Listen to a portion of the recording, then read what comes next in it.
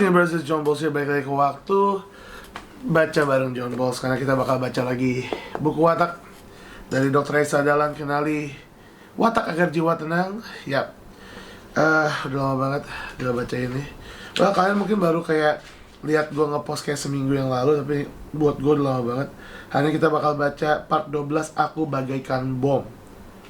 Oke, kalau kita, ini gue gak mau baca dulu, tapi gue kayak, ini kira-kira apa nih bom? Karena dia orang koleris yang bom? Apa karena dia kayak pragmatis yang tiktok nahan akhirnya meledak bom? Menurut kalian gimana sih? Maksudnya dia bom, tapi ayo kita baca di halaman 88. Aku bagaikan bom, bagaikan bom. Bisa juga dia orang introvert yang mendem-mendem akhirnya jadi bom. Bisa juga dia bom karena dia orang ekstrovert. Tapi ini judulnya buat kita berandai-andai oleh Mel. Duar, waduh, apa-apa udah duar aja. Terjadi ledakan keras, bom. Itu akhirnya meledak. Seperti itulah kira-kira gambaran diriku. Aku adalah orang yang mudah terbawa emosi. Jika ada sesuatu yang tidak sesuai dengan harapanku, maka itu membuat mode bom dalam diriku menjadi aktif dan segera meledak. Oke, bukan bom pragmatis kayaknya ya, karena katanya dia mudah. Kalau pragmatis kan bom, kayak akhirnya aku meledak setelah sekian lama. Artinya dia ini bomnya ada banyak bomnya ya, bukan satu bom yang kena meledak. Aku adalah putri tunggal dari pasangan suami istri yang sederhana. Segala keinginan apapun tentunya terpenuhi dan tidak ada yang menyaingiku di dalam rumah. Gak ada sibling rivalry, oke. Bisa dibilang aku egois. Jika ada yang aku inginkan harus segera dipenuhi. Udah anak salah satunya dan kemungkinan kole lagi ya. Jika tidak aku akan bad mood, marah, ambekan, tidak jelas, dan suasana hatiku menjadi kelam. Tidak ada yang bisa menyelamatkannya. Sembuhnya membutuhkan waktu yang cukup lama. Bisa sehari, seminggu, atau bahkan bertahun-tahun lamanya.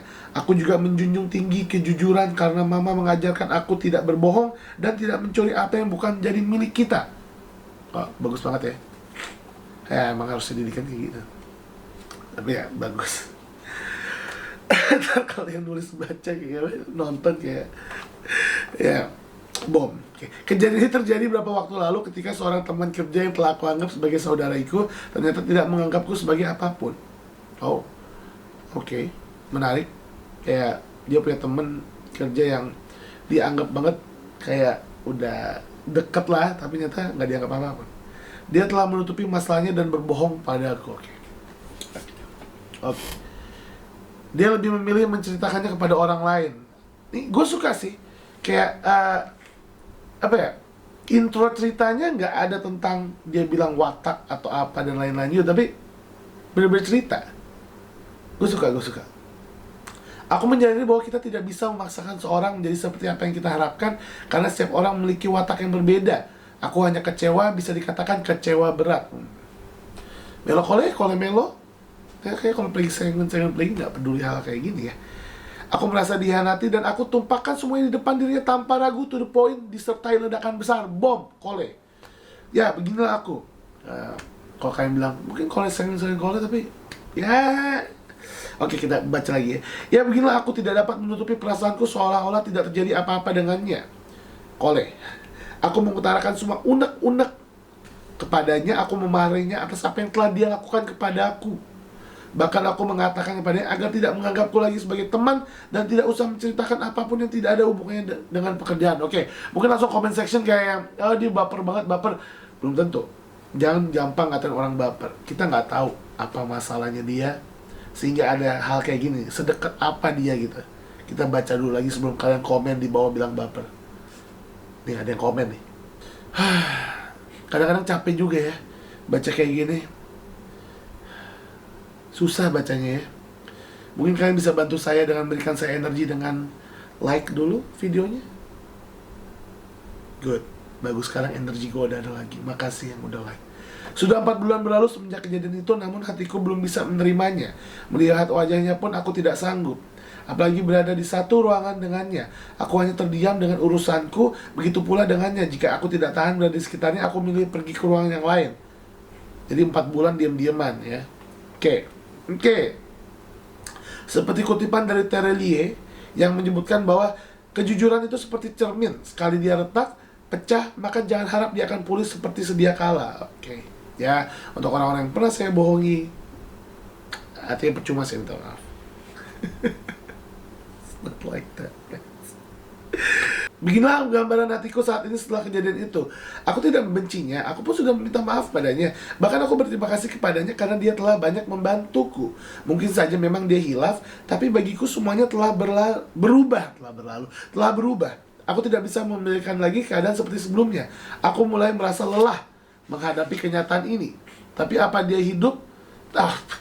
apa daya, hidup terus tetap berlanjut. Hidup harus tetap berlanjut. Mungkin kurang yang like, ya like dulu. Baru nih. Oke, tenaga saya baru terkumpul lagi. Aku hanya mencoba menata luka hatiku, semoga ia segera sembuh. Dan aku selalu berdoa agar hatiku ini menjadi lembut, tidak gampang meledak bagaikan bom. Melalui petunjuk dari Allah Subhanahu Wa Taala. Oke, akhirnya nyambungnya ke sini lagi ya. Menemukan kelas watak Dr. Esa Dahlan.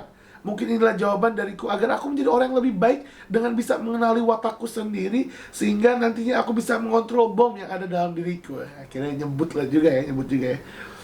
Aku berharap dapat menjadi lebih sabar, tidak mudah marah dan ambekan yang berlarut-larut hanya karena apa yang aku harapkan tidak tercapai. Oke, aku harus meluaskan ruang sabar. Wah, digali ya. Aku mulai mengenali watakku. Aku adalah orang yang suka mengatur dan tidak mau kalah. Psych! Kole, kan bener kan? Aku memiliki nafsu amarah yang besar, cepat kesal dan tidak samaran. Namun aku juga ingin melakukan sesuatu segala dengan benar. Kole mellow, baby! Aku tidak suka dengan orang yang berbohong dan aku akan mengingat hal-hal negatif dalam waktu yang lama. Kole, the effing mellow. Ya, aku punya watak koleris melankolis. Oke, jadi ya, oke.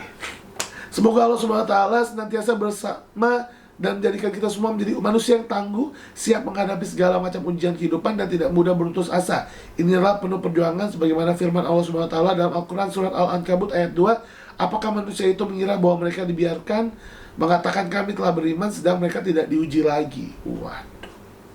Bionarasi penulis Mel, seorang yang berusaha menjadi lebih baik setiap harinya dengan lebih mengenal watak diri sendiri. Kegiatan seharian adalah seorang karyawati swasta yang menunggu segera datangnya teman hidup halal. Ya, yang mau berkenalan sama Mel, komen di bawah. Siapa tahu ada Melnya di bawah. Bomnya ternyata bukan bom karena dia nahan-nahan. Bukan Peggy Melo, bukan Melo Peggy, tapi Kole Melo.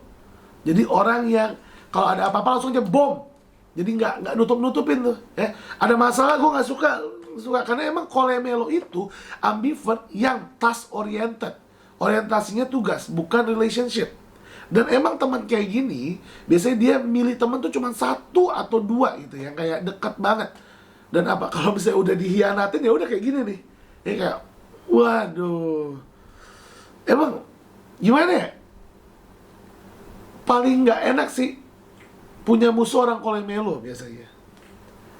Tapi orang yang biasanya musuh sama gue Kole Melo semua, gimana ya?